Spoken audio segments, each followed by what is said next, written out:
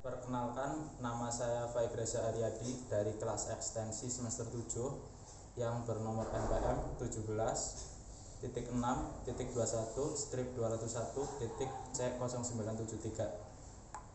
Kali ini saya akan membahas tentang manajemen energi.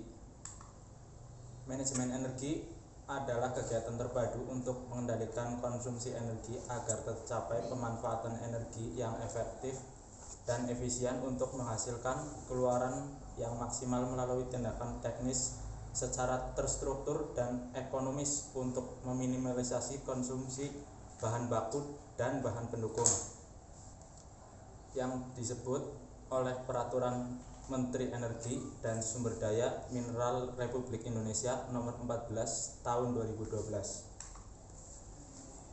Manajemen energi merupakan program terpadu yang direncanakan dan dilaksanakan secara sistematis untuk mendapatkan sumber daya energi secara efektif dan efisien dengan melakukan perencanaan, pencatatan, pengawasan, dan evaluasi secara kontinu tanpa mengurangi kualitas produksi atau pelayanan.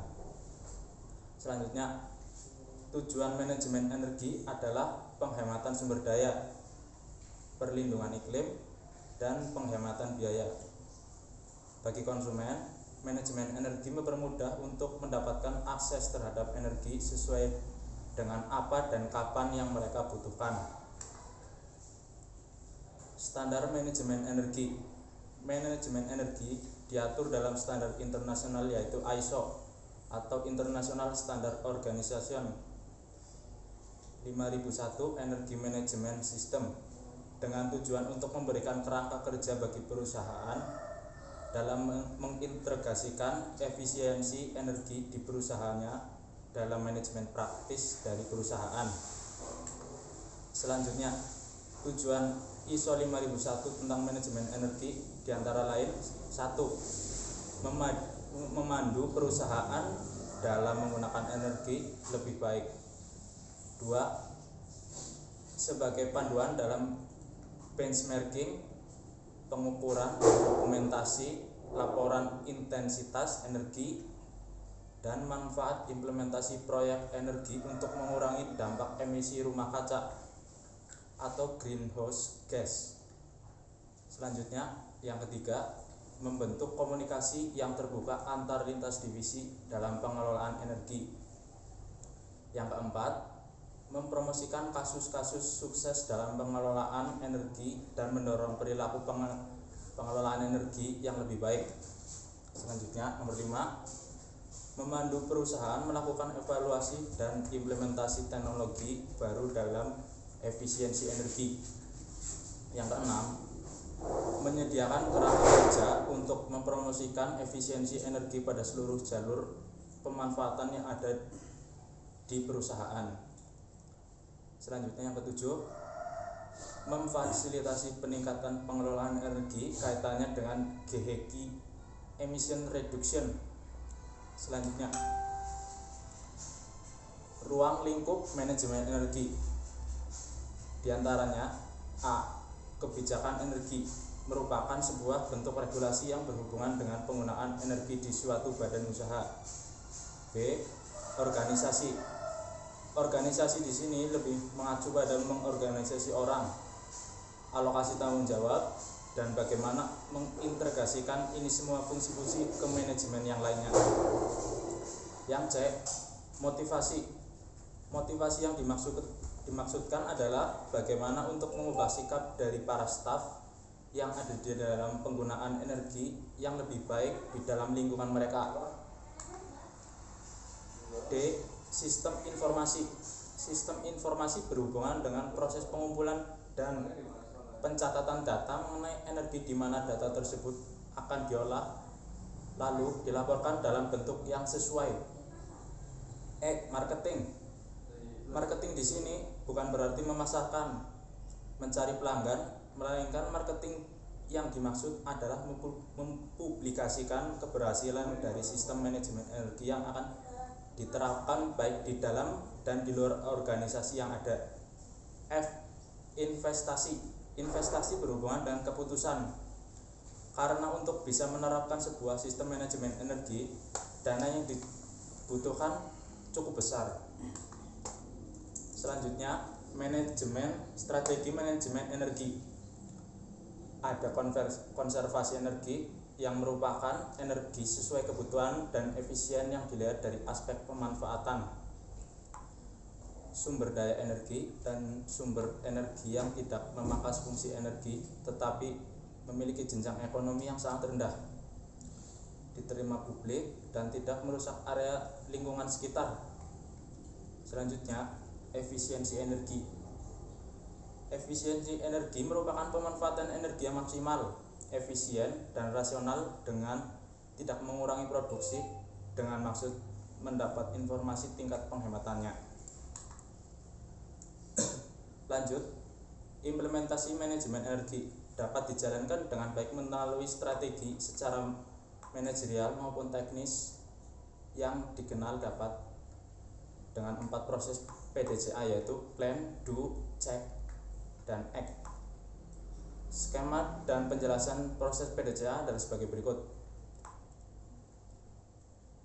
Plan, diantaranya yang ke-1 ada general requirement, yang kedua ada manajemen responsibility, yang ketiga ada energi policy, yang keempat ada energi planning, yang diantaranya yaitu energi review, energi baseline, ENPL, objective, target, dan action plans.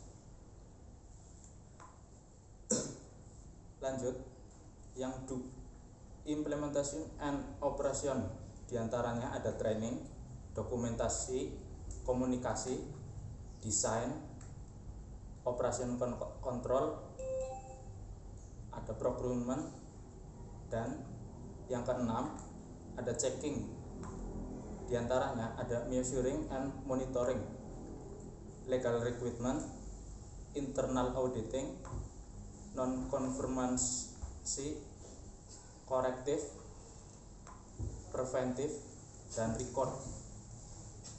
Yang terakhir, ketujuh, ada manajemen review.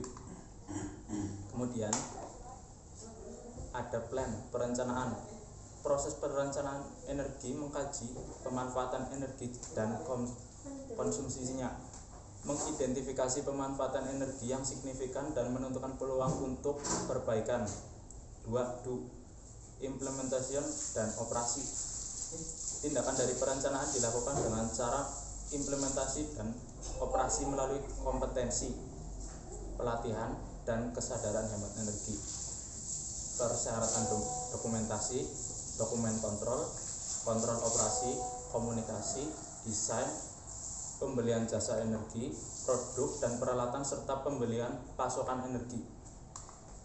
Selanjutnya, yang ketiga ada cek atau pengecekan kinerja. Cek berarti proses pengecekan kinerja dan implementasi dan operasi yang dilakukan dengan cara pemantauan, pengukuran, dan analisis. Evaluasi dasar hukum serta audit internal sistem manajemen energi, ketidaksesuaian, koreksi, aksi korektif dan preventif, serta hasil penghematan. Lanjut, yang keempat ada act atau review management. Act berarti aksi di mana proses ini mereview manajemen dan performa sistem melalui hasil analisis input dan output kerja sistem manajemen energi. Lanjut, implementasi manajemen energi. Manajemen energi dalam sebuah perusahaan terdapat dalam beberapa fungsi operasional, di antara lain A. Manajemen fasilitas. Manajemen fasilitas adalah sebuah profesi yang memberikan arah kepada berbagai pihak untuk menjamin berfungsinya keadaan yang dibangun dengan mengintegrasikan manusia, tempat, proses, dan teknologi. Yang B. Manajemen logistik. Manajemen logistik adalah manajemen yang mengatur aliran sumber daya dari titik mula sampai titik tujuan untuk memenuhi sebuah permintaan.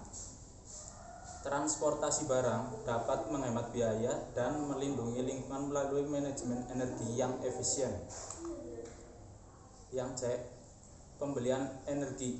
Keputusan pembelian energi yang buruk dapat membuat biaya tinggi. Organisasi dapat mengatur dan mengurangi harga energi dengan mengambil tahap proaktif dan efisien dalam membeli energi. Yang D ada produksi. Produksi adalah kegiatan untuk memproduksi output seperti barang atau jasa yang memiliki nilai untuk dikontribusikan kegunaannya. Lanjut, ada perencanaan dan pengendalian produksi. Produksi merupakan sektor konsumsi energi yang sangat tinggi, sehingga perencanaan dan pengendalian produksi menjadi sangat penting. Hal ini berkaitan dengan semua manajemen proses operasional. Sementara perencanaan dan pengendalian yang diperlukan untuk memproduksi barang dan komoditas. Lanjut, ada F, pemeliharaan dan kombinasi dari semua kegiatan teknis dan administrasi, termasuk kegiatan supervisor, untuk mendapatkan atau mengembalikan suatu barang agar dapat menampung fungsi yang diperlukan. Pemeliharaan dilakukan untuk menunjang manajemen energi sehingga kebocoran dan peningkatan biaya dapat dihindari. Ya, sekian presentasi dari saya, Pak Iqra Aryadi. Terima kasih.